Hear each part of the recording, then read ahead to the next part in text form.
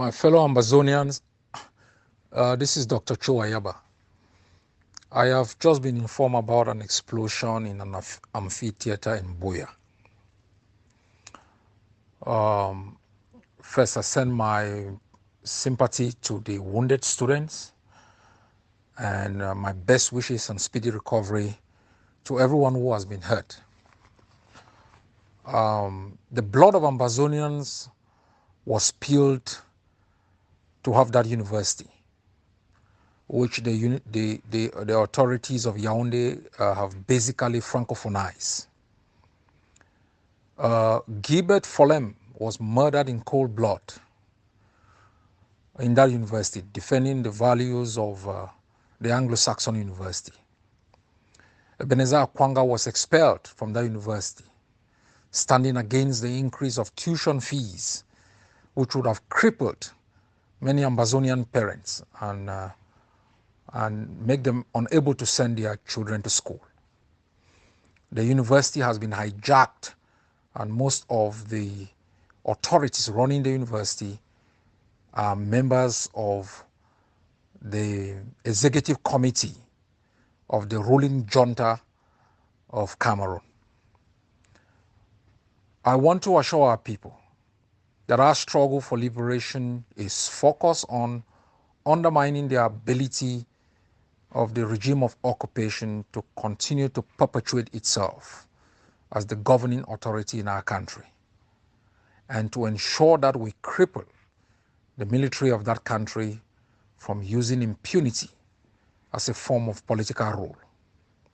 A few weeks ago, they murdered a little girl, and they have given a heroic treatment to the murderer, whom our people exercise collective justice on. In the past few years, they have burned down close to 1,000 villages. They have murdered more than 20,000 Ambazonians. They have in their custody thousands of our people. This is the face of the regime we are dealing with.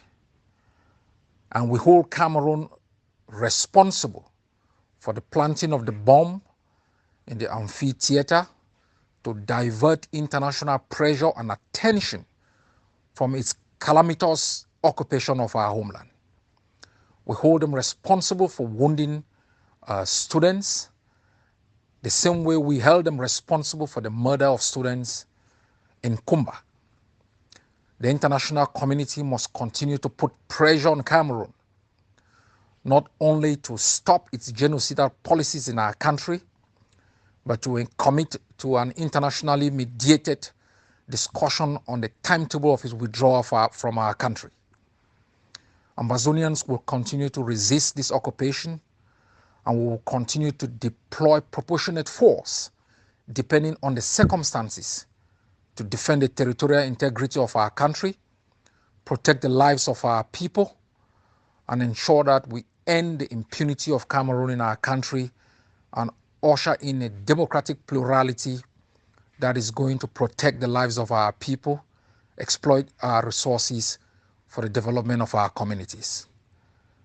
I ask on all of our people to send their words of sympathy to the wounded students and to draw the attention of the international community once more while we have